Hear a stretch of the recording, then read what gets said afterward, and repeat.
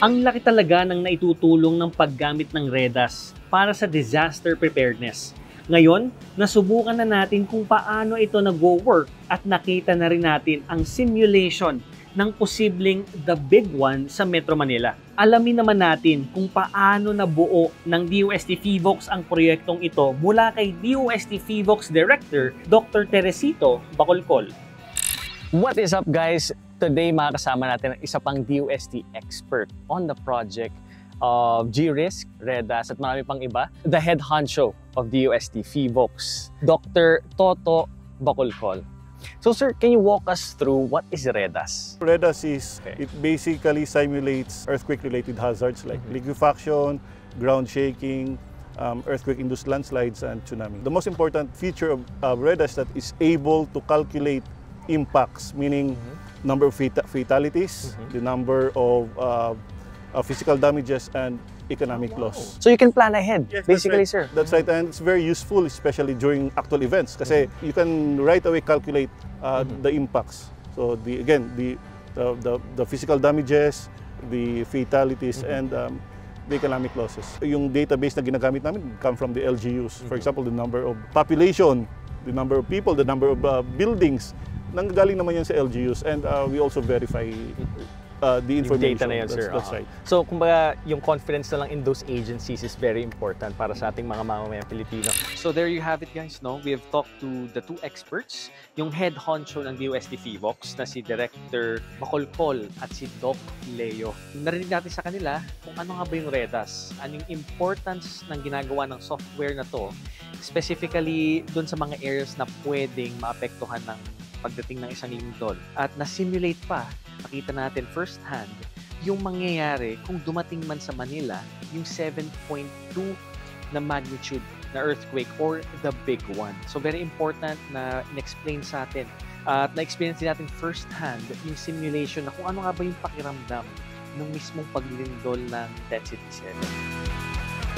Ngayon, samahan nyo naman akong makausap ang isa sa mga natulungan ng REDAS, ang head ng LRMC, na si Dr. Luerny Duday de Sales.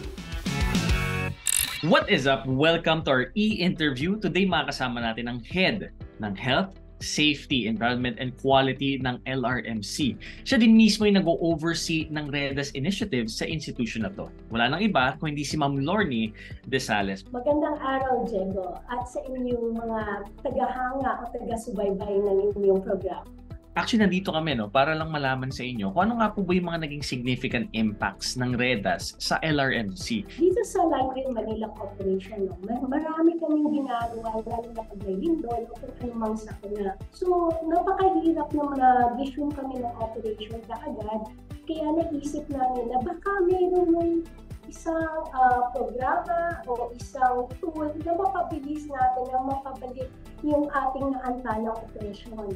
Kasi alam mo, Diego, pag mayroong lindol halimbawa, siguro mga 1-2 oras bago kami makabalik sa aming operasyon, sa normal na operations.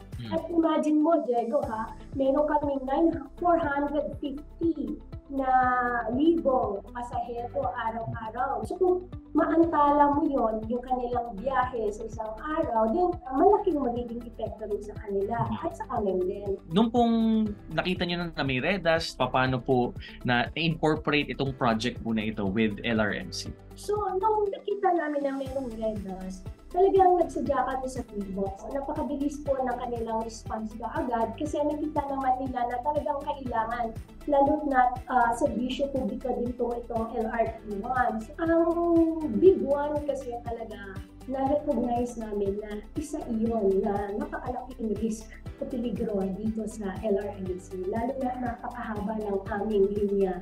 20 kilometers ito at 4 na syudad ang sakop niya, Quezon City, Caloocan, Manila at Pasay.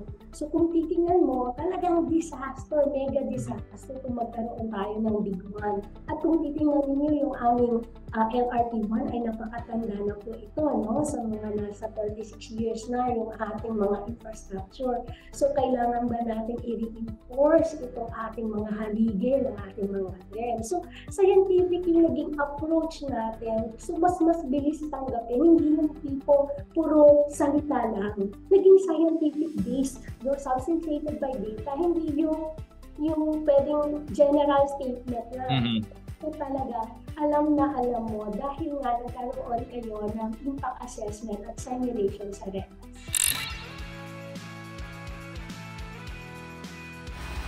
Tunay ngang malaki ang naitulong ng REDAS sa LRMC. Pero ano naman kaya ang magiging epekto nito sa isang estudyanteng gumagamit ng LRT?